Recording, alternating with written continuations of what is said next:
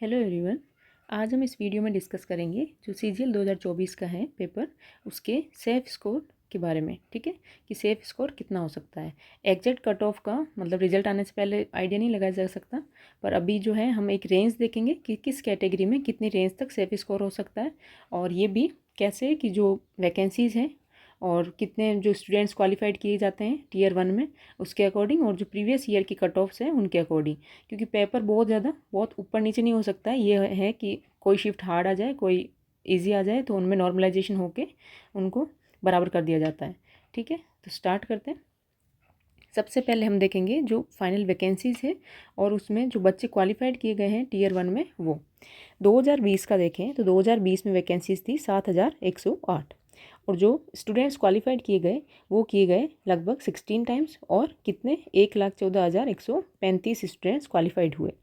फिर 2021 के अंदर देखें तो वैकेंसीज़ थोड़ी सी बड़ी है, 7,621 वैकेंसी थी, और जो स्टूडेंट्स क्वालिफाइड किए गए वो कर दिए इस बार 15 टाइम्स, मतलब 16 से 15 पे आ गए। ठीक है, तो 1,13,848 स्टूडेंट्स जो है वो क्वालिफाइड हुए। फिर है 2022 का, अगर देखें तो 2022 में काफ़ी वैकेंसीज थी, 36,000 वैकेंसी थी। तो इसके अंदर ये 15 टाइम्स से डायरेक्ट 10 टाइम्स पे आ गए हैं। ठीक है, पहले 16 टाइम्स करते थे, फिर 15 हो गया, फिर 10 टाइम्स ही हो गया। तो इसमें कितने बच्चे क्वालिफाइड हुए? इसमें हुए 3,60,432 स्टूडेंट्स। ठीक है, फिर 2023 का देखें तो वैकेंसीज वापस कम है, 7,859 वैकेंसी है, और इसमें जो है और इन्होंने डिक्रीज़ कर दिया है, 9 टाइम्स ही इस बार क्वालिफाइड किए गए 2023 में। तो कितने थे टोटल? 71,112 जो स्टूडेंट्स हैं वो क्वालिफाइड हुए।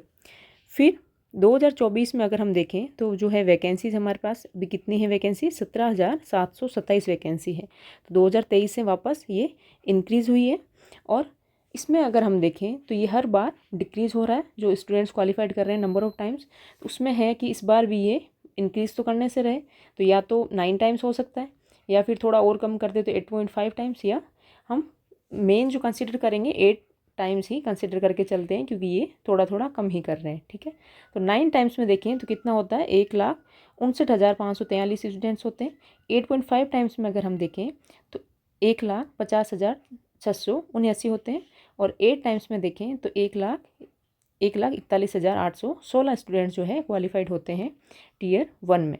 ठीक है, तो हम मेन जो है हमारा 8 टाइम्स ही लेके चलेंगे इसके लिए, कि अगर इसमें 16 से 15 हुए हैं, 15 से 10 हुए हैं, 10 से 9, तो 9 से भी कम ही इस बार ये क्वालिफाइड करेंगे। ठीक है,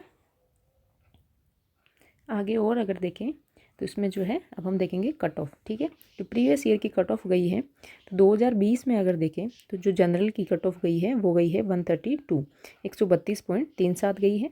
EWS की 109 गई है, OBC की 119, SC की 100, और ST की 93। और इसमें जो बच्चे क्वालिफाइड किए गए स्टूडेंट्स वो कितने हैं?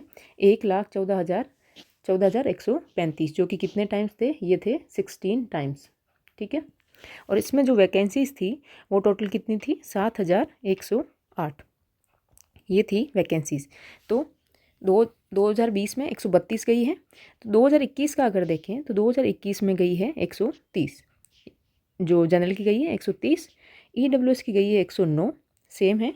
ठीक है, और OBC की 117, मतलब 2 का ही डिफरेंस है, यहाँ पे भी 2 का ही है, और SC की 100, ये 2020 में 100 गई थी, तो 2021 में गई है 94, और ST की गई है 81। और इसमें जो क्वालिफाइड किए गए थे 1,13,848, और ये 15 टाइम्स ही थे। ठीक है, तो टाइम्स मतलब जो क्वालिफाइड है, जो स्टूडेंट्स क्वालिफाइड कर रहे हैं उनका गुना, मतलब जितने टाइम्स कर रहे हैं वो डिक्रीज़ हो रहा है, और इसमें जो है वैकेंसी इसमें इंक्रीज़ हुई थी। ठीक है, 2021 में कितनी थी? 7,621 वैकेंसी थी।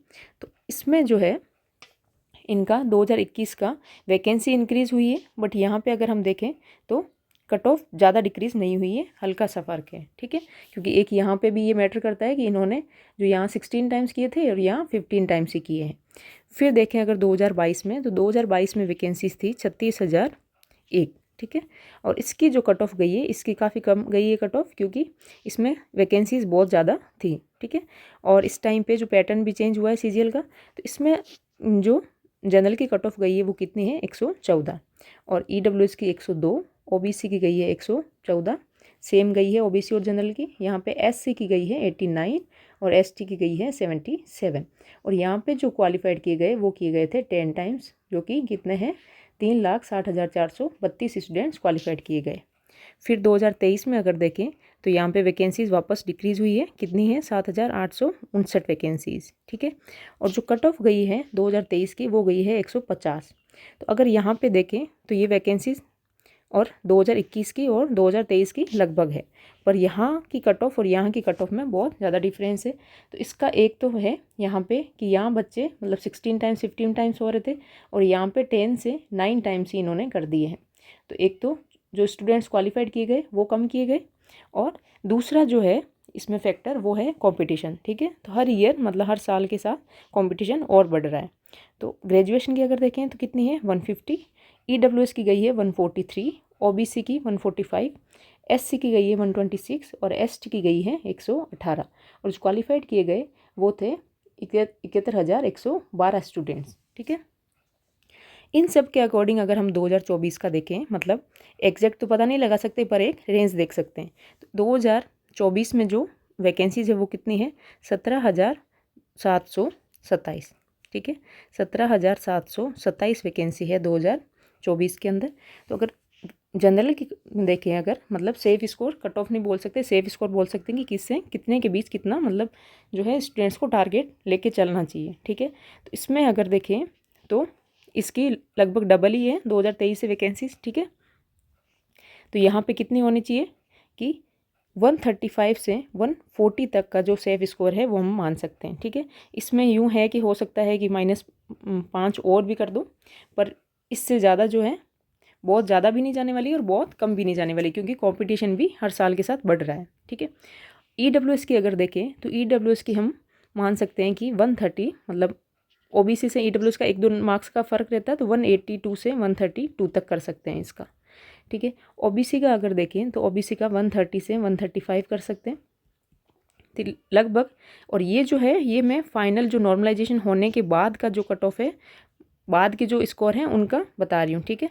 ये जो है आफ्टर नॉर्मलाइजेशन कौन सी शिफ्ट, किसकी कौन सी शिफ्ट आएगी, ये तो जब एग्ज़ाम होगा उस टाइम भी पता चलेगा कि किसकी शिफ्ट कैसी आती है और किस में कितना नॉर्मलाइजेशन होगा। ये जो बाद आफ्टर नॉर्मलाइजेशन जो है, जो प्रीवियस ईयर की कट ऑफ से उनके अकॉर्डिंग मैं रेंज बता रही हूँ, ठीक है। तो ये हो सकती है कि इतनी, और इनमें हो सकता है कि -5 और भी हो जाए, लेकिन आपको मतलब जो जितना यूँ है कि भाई इतना स्कोर तो मिनिमम हमें करना ही है, ठीक है। फिर एससी की अगर देखें तो एससी की 120 से 123-24 के अकॉर्डिंग देख सकते हैं हम, ठीक है। और एसटी की अगर देखें तो 102 से 105 के बीच में हम मान सकते हैं। और यही अगर हम देखें इसमें कि जो कितने लगभग स्टूडेंट्स हैं वो क्वालिफाइड हो सकते हैं, तो इसमें हम 8 टाइम्स ही कंसिडर कर रहे हैं कि हर साल अगर डिक्रीज़ हो रहा है तो इस बार भी वो हो सकता है कि डिक्रीज़ ही करे। तो कितने होंगे लगभग 1,41,816 स्टूडेंट्स जो है 8 टाइम्स के अकॉर्डिंग इतने क्वालिफाइड किए जाने चाहिए टीयर 2 के लिए, ठीक है। इसके अकॉर्डिंग ये कोई एग्जैक्ट नहीं बता रही हूँ मैं, लगभग मतलब जो एनालिसिस करके उस अकॉर्डिंग बता रही हूँ कि हो सकता है कि इतनी होगी। और आपको इस अकॉर्डिंग है कि जितना आप टारगेट ज़्यादा लेके चलोगे उतना ही आपके लिए बढ़िया होगा कि हाँ ठीक है इतना तो हमें मिनिमम करना ही है। और इसमें आप जो मैंने जो इम्पोर्टेंट बताए हैं, जो टॉपिक्स बताए हैं एनालिसिस वीडियोज़ में, वो देख सकते हो।